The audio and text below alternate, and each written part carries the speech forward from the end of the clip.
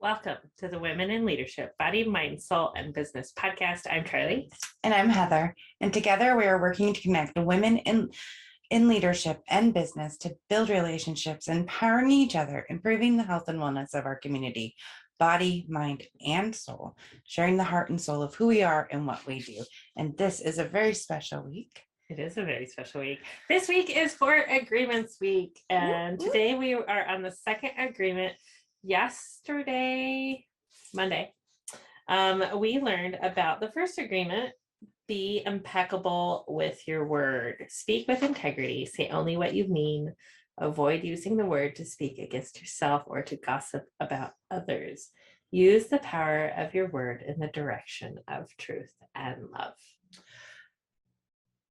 And we're going to dig a little deeper today with today's agreement of don't take anything personally. Nothing others do is because of you. What others say and do is a projection of their own reality, their own dream. When you are immune to the opinions and actions of others, you won't be the victim of needless suffering. So we are going through the 4 agreements by Don Miguel Ruiz. And this little tiny book has a lot of meat with this potatoes, right? Yes. It is very, I want to highlight the whole book as I'm reading through it and taking notes. But it is easier said than done to not take things personally, right? Oh my goodness. Yes. Yes. Right. I can't tell you how many times a day that I catch myself taking something personally. And those are all agreements that I have within me that a lot of times I need to try to break, right? I took something personally because I agreed with what was said or done. Right. Right. But it's not about me. And that's one of the things I learned is that everybody's in their own dream. They have their own reality. Everybody's world is different and they see things differently based on their own experiences and their own dream. So we tend to think everything's about us. Right. So it's that ego piece. Right. That you fight with when you don't take things personally, because we think everything is about us, regardless if it's good or bad. And we have to remind ourselves that in reality, that's not the truth. Right, because everyone's looking through the filters of their own domestication of everything that they've been taught to be true and not true from their own experiences. Right. So, I try not to take things personally. And it's easier to take somebody's attitude toward you, not personally, than it is to take some of the agreements that you have about yourself, not to take that stuff personally. And it's a hard transition because you'll start to notice that when somebody says something and you're like, I don't want that guilt or shame. And you almost in sense grab it and hand it back to them. I'm sorry, you can have that back. No, thank you. Right. And then they get offended because you didn't take this piece with them, because hurting people hurt people. Right. The world dream, if somebody's suffering, they want to drag you down with them. Right. That's just facts. It's more fun to be miserable in a group. Right. So yeah, everybody sees their own dream in a different way, and everybody's experiences are different, and how we learn and the agreements we make within ourselves, it's different for everybody. I'm going to use this as an example. Racism. Racism is an agreement that person who might be a racist has, that their fear has created this agreement that people who are different from them are, bad or going to hurt bad, or them or because it's fear-based. right. So anytime you come to this like inside battle within yourself of what's true and what's not, you just have to go back and look at the direction of truth and love. Right?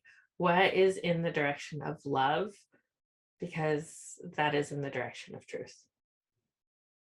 You know, if you're having a hard time deciding, is this person or is this thing bad? Like dogs. We all know that there are some really awesome dogs in the world. We also know that there's some really not awesome dogs in the world. You know, we know this about humans as well.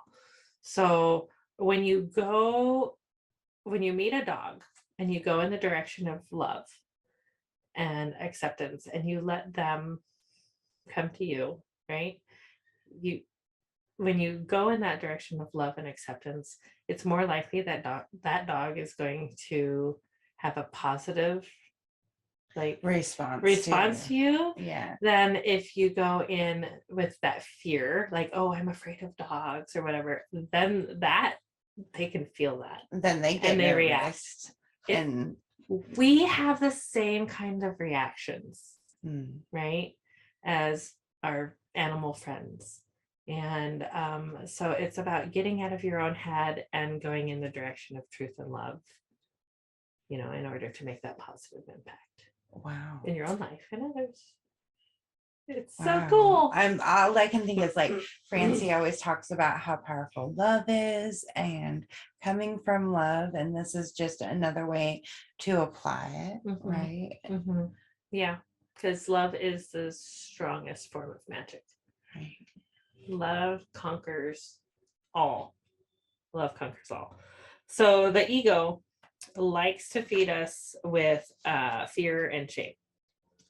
Anger and hatred you feel is in you, but it's not about you. Okay. It's in you, but it is not about you. Right. You are nothing to be feared. But you made these agreements to fear other people and other things, you know? Yeah. Wow. Yeah. Okay. Okay. So these agreements are things we decided to believe, whether they were true or not, right? And we learned that before. That fear and shame creeps in. And then the next thing you know, you put yourself in hell. Right? You're miserable. You're miserable, right? Right. You have projected that negativity and it like snowballs, right? You put yourself in hell. When you accept somebody else's garbage. Yeah. Right. When you should have picked it up and handed it back. Right. When you accept that. You are letting their hell into your world and turning it to hell.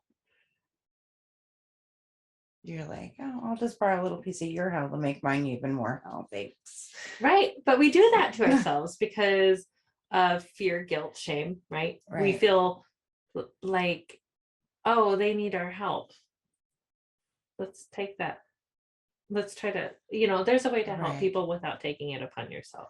Right. So being careful to let people handle their own hell. Not my monkeys. Not my monkeys, not my circus, but at the same time supporting them in their journey. Like, hey, I'm not you. This is my dream. But even maybe suggesting this book might even open their eyes to help see. Sometimes I'll ask somebody a few questions and then I'll be like, because I've read so many books over the last 5, 6, 7 years, because I've made a really conscious effort to read, that I'll pick a book out of the repertoire. I'll be like, you should really read this book. Then I'll ask them, did you read this book? All right. Do you have Audible? ABCD questions. Do you? No, you don't. You think I might actually sit down and read this with Gabriel and ask him questions along the way. And ask him what he thinks. It's interesting, and it's just eye-opening perspective Mhm. about how to interact Yeah. and about how we take things personally when Yeah. we shouldn't. Yeah, right. Okay. So we need to reprogram ourselves, right? And how do we do that? And well, we have to practice not taking things personally. And it is not an overnight thing. And it is a continuous work of practice to, and the first part is noticing, right? Is, what did they call that? When you see, Acknowledgement, acknowledging it's there. awareness, Yes. awareness. First, When you're aware, yeah, just bringing awareness to like, okay, I'm going to be aware of when I take something personal and how that feels in my body. mhm, that's the And first then step. like, is that how I want to feel? Is that really what they meant? Ask yourself, did I take that personally? Why? Right. And it's those why did I take that personally, where you really get down into your own stuff, and it can be painful. Just a forewarning, it is not easy to work on yourself. It is hard because it is literally reprogramming your You're unlearning things. what you agreed to accidentally in your Mhm. life. Yeah. So you're choosing a new purpose. Mhm. You're choosing a new pathway by changing the agreements.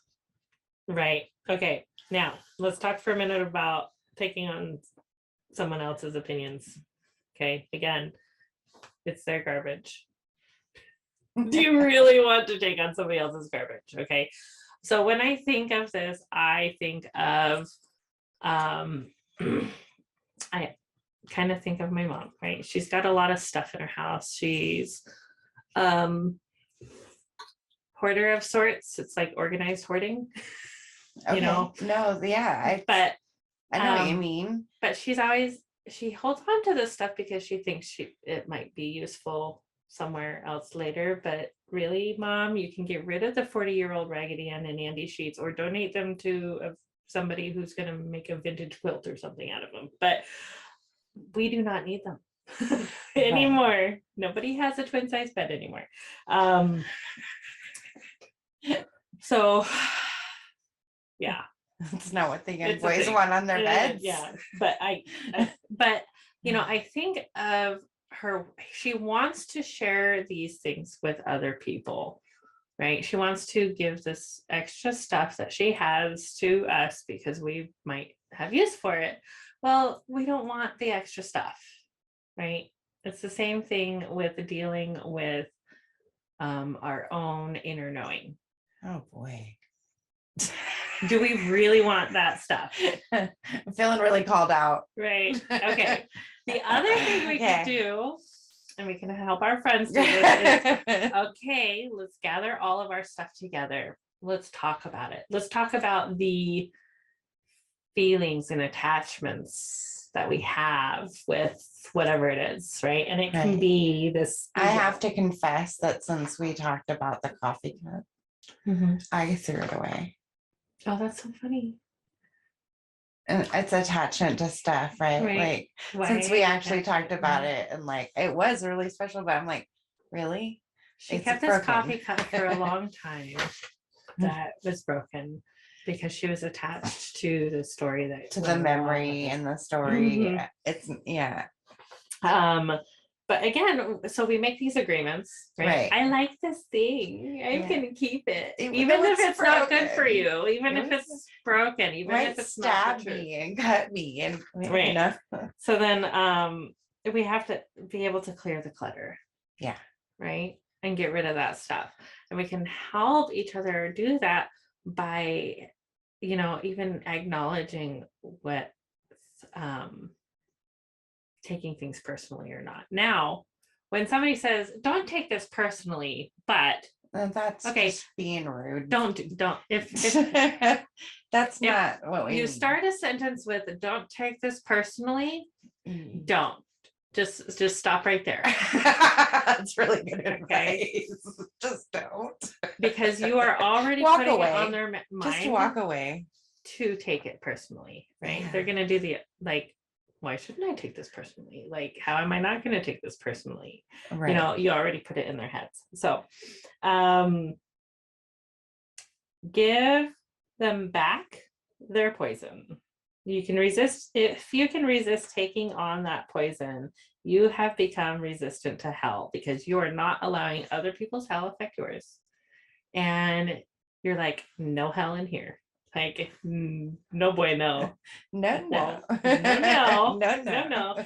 And I think I was listening to Glennon Doyle, and they were talking about this like dream property and having a sign.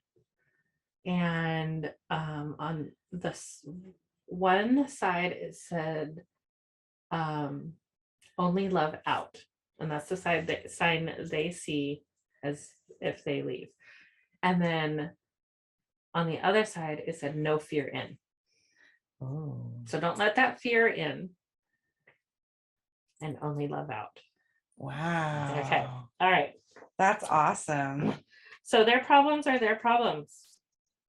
They're on their own personal journey of growth. Your truth is personal to you. It belongs to no one else, and no one else is responsible for it. You are responsible for your own dream, your own truth. Nobody else is responsible for you. This book talks a lot about the judge and the victim within us, how we judge ourselves, and then we call ourselves like the victim. I am angry because blah blah blah. Well, that's playing victim. You're just angry because you decided to be angry, because you took it personally. Wow. Right. Right? Okay. All right. So by not taking anything personally and being impeccable with your word, just those first two agreements, that changes everything. Right. Because now you're telling yourself truths. Yeah. And guess what happens when you're not taking anything personally? What happens to your confidence? Right? Do you sit taller? Right? When you said that, I was like, I don't think I can sit any taller. Nothing can bother you. Right. Because it's like you have this invisible shield up and things are just bouncing off. All that negativity, all that fear. That reminds me of a TikTok where they were like negativity and then brushing it off, like anxiety, depression. Right? And Right. Sweeping it side to side. Yeah. That'd be awesome. Yeah. But just like the sutra topic of the week, practicing positive change. Causing positive change. Causing positive change. So creating that fire within you to do the things. Mm-hmm.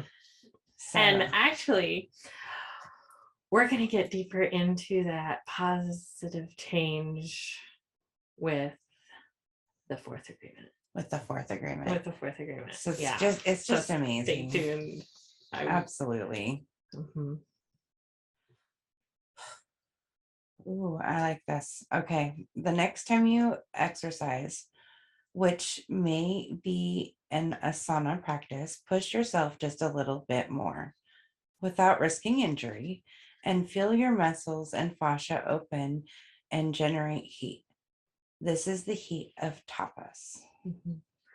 And it's really can be translated as like, it's a fire that burns within you, but it's the passion and love fire, not that fear, anger, hellfire. It's different. It feels very different. That it's the one that makes you feel warm and light and like sunshine is shining upon you.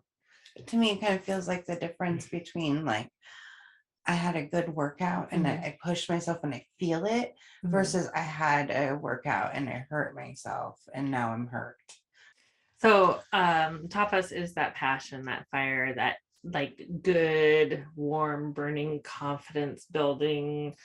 I'm on top of the world Okay. feeling All right. as opposed to that hellfire, that depression, anger, that place we don't want to be. So when you're in that moment where you're doing the thing that you love to do, Mm-hmm. and time is just flying and the work is getting done because you feel so good about it. Right. You feel full. Yeah, You're full. You're full. that's so cool. Isn't it? Ooh. And, it's all about creating good habits. It's all about creating new positive habits to change your perspective and your mindset to a more positive way.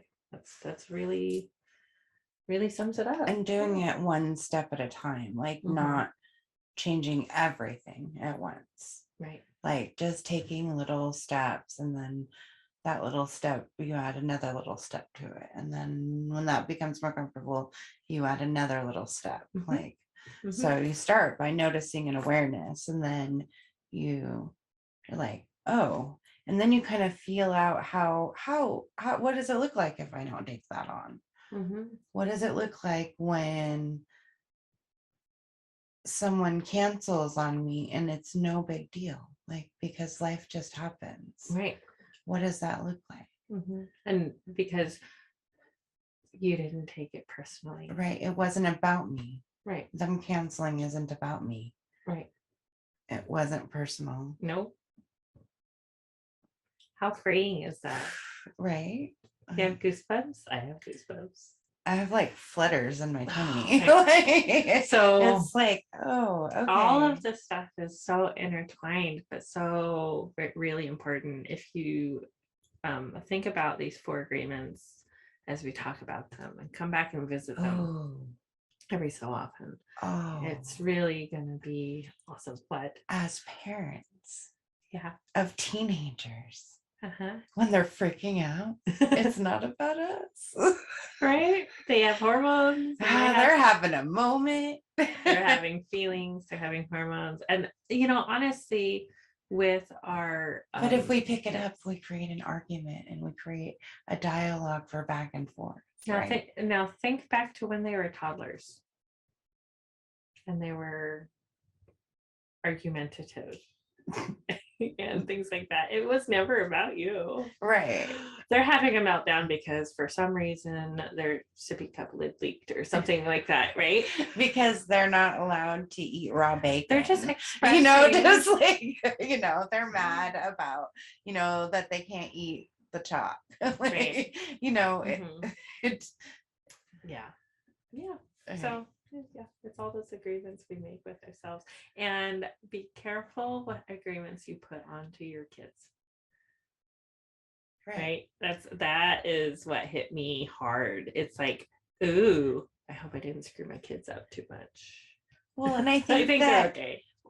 I think that how do I say this? Okay.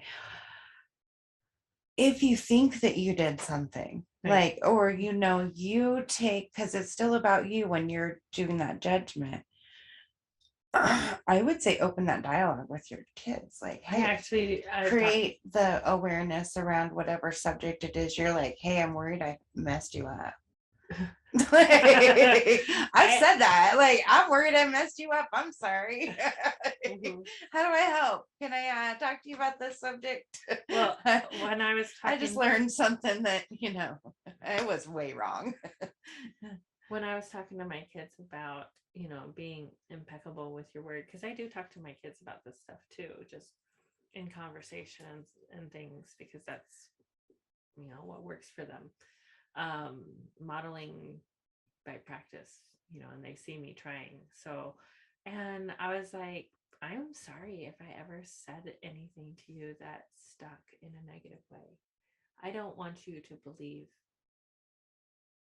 that these negative things, these negative voices in our head that tell us we aren't good enough. I want you guys to know that you are good enough.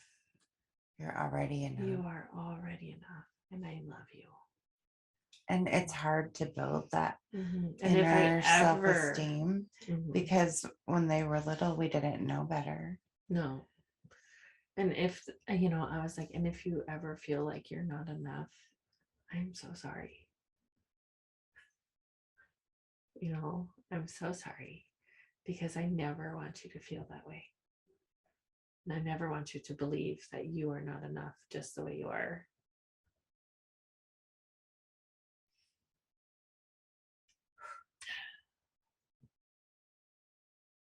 And they're like, thanks, Mom. We're crying and they're like, we love you. Thanks, Mom. Aw. But I think they got it. Like, they understood that. And I think that the actions and behaviors have changed, like the way we're talking to ourselves through this process, right? Like we're talking, we call each other out. We don't have to do that very often anymore. No. I mean, my kid calling me out on my negative self-talk, it's becoming less and less and less and less. Like, well, just because we're becoming more and more in the habit of not. Yesterday, you were stressed out because I wasn't stressed out. Something that you think I'm like, it was you are handling this very different than me, and I just was like, I'm okay. I was available to hold space for wherever we needed to go, and you're like, no, we're good. I'm like, all right. Well, I figure, I've done what I can control right now. Yeah, you did. I loved your logic. You walked me through it. I'm like, cool. You're not even frozen. Like, I did the things. We're good. We're good. Handled. Done. Let's, got it. Move on. Scheduled. My freak out. Boop. Let's land. I'm like, this is awesome. And it took me a long time to get there. But I've always worked well in the chaos, I guess. It has been a learned trait, because my life has been chaos and I have had to wade through the waters for far too long. Right. So now it's like I'm steady in the chaos a lot more than I used to be. I think that we're a lot. It's a really good thing. More grounded grounded in general. Because I'm not taking it personally. Right. On that note, you guys, oh my gosh, we could keep talking about this. We do all day. To be honest, we're like, oh, there it is again. Oh, there it is again. I would be reading like something totally different. I'm like, well, here's this agreement, or we'll point it out to each other. Like, are you taking that personally? Like, and yeah, I should think about that. To the journals we go. Right. And we just hold that space for each other, and I hope you guys have someone that can hold that space for you or with you. And we're here too. You're not alone. You're not alone. You don't have to do it by yourself. Yay. And by not doing it by yourself, we love to support our community by having our Cause of the Quarter inspired by our Dogs of Podcast, who you might hear Athena snoring. I think they're both snoring. And they might both be snoring right now. But the Boogie Bin, they collect gently used or new pet products or animal products, and they take them and donate them to other nonprofits and shelters in need. So it's like I want to think of it as the animal goodwill, but the free animal goodwill. The free animal goodwill. Anyway, it's a great way to repurpose your old pet things. Yeah, because pets outgrow things, or pets pass, or they don't like the dog food. Maybe you have 17 dog outfits that you don't necessarily need, or whatever the case may be. Just it's a great cause. So it is a really good cause. Show them some love. You can find out where all their bin locations are on their Facebook page, which and they're adding new ones in the description. Very often. Yes, new ones all the time. And if you do not have a boogie bin in your area and you would like to start one, reach out to Jill. She's amazing. She can tell you how she got there. or you can listen to our podcast about her. Yeah. So, She was on yeah. the podcast Yeah. in May. Yeah. So we absolutely love and appreciate every single one of you guys, and we couldn't be here in this space without you and your support. So go check out the website at www.womeninleadershipbsmb. Thank you. Thank you. Love Namaste. you. Namaste.